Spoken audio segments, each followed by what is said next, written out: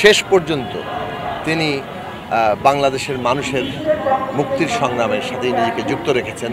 ভবিষ্যতের তরুণ প্রজন্মের কাছে সবসময় তিনি নানাভাবেই তাদেরকে প্রেরণা যোগাবেন। বিভাজন সৃষ্টিকারীরা বিভাজন সৃষ্টি করে যাচ্ছে। বিশেষত আমরা যখন 60-এর দশক, সেই উত্তাল সময়, ছাত্র আন্দোলন, গণমানুষের উত্থান, 69-এর গণ অভ্যুত্থান, 71-এর মুক্তি সংগ্রাম, এই সবগুলো জায়গায় হায়দার আকবর খান রণ তরুণ তখন ছাত্রনেতা, সেখান থেকে তরুণ রাজনৈতিক নেতা হিসেবে তার যে সংগঠকের ভূমিকা, সেইটা একটা বড় কীর্তি এবং সেই কীর্তি তাকে সবসময় পরবর্তী প্রজন্মের কাছে উজ্জ্বল রাখবে।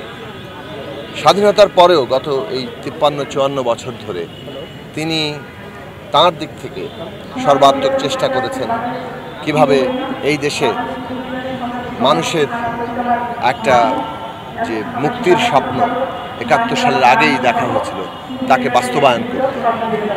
রাজনৈতিক তো মতপার্থক্য বিভিন্ন দলের সাথে, বিভিন্ন ব্যক্তির সাথে ব্যক্তির থাকে, কিন্তু মতপার্থক্য ঊর্ধ্বে উঠে হায়দার আকবর খান রণ যে এই দেশের মানুষের সংগ্রামের সাথে নিজেকে নিবেদিত রাখতে চেয়েছেন, এই বিষয়ে সকলেই একমত হবেন এবং শেষ পর্যন্ত তিনি বাংলাদেশের মানুষের মুক্তির সংগ্রামের সাথে নিজেকে যুক্ত রেখেছেন। দল বদল করে কিংবা কোনো ব্যক্তিগত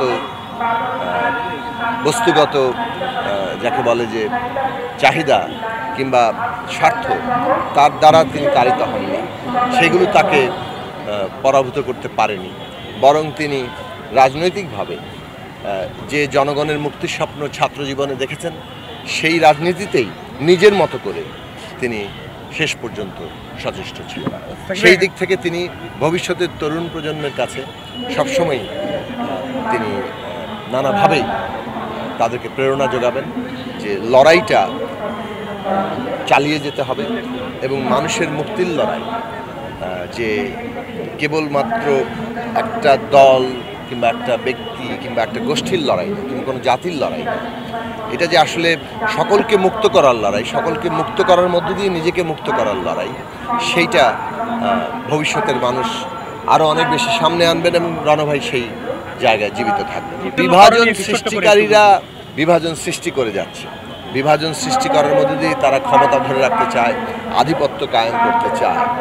আবার মানুষ এইসব বিভাজনের বিরুদ্ধে লড়াই করছে নিজের অস্তিত্বের স্বার্থে, নিজের বাঁচার স্বার্থে। রাজনীতিতে শক্তি ভারসাম্য কখনো কখনো নিপীড়করা, গণবিরোধীরা শক্তি অর্জন করে ফেলে, প্রাধান্য বিস্তার করে। এর অর্থ এই নয় যে এটা চিরস্থায়ী বন্দোবস্ত।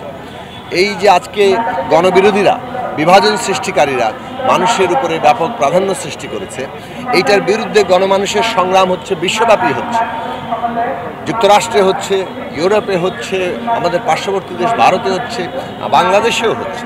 এবং বাংলাদেশে এই শক্তি বিভাজন সৃষ্টিকারীদের যে আধিপত্য, তাদের যে প্রাধান্য, তাদের যে নানান দমনপীড়ন, বল প্রয়োগে ক্ষমতা রেখা, এগুলোর বিরুদ্ধে লড়াই করছেন এবং এই লড়াই আরও দ্রুত শক্তি অর্জন করবে বলে আমরা বিশ্বাস করি এবং বিজয় অর্জন করব।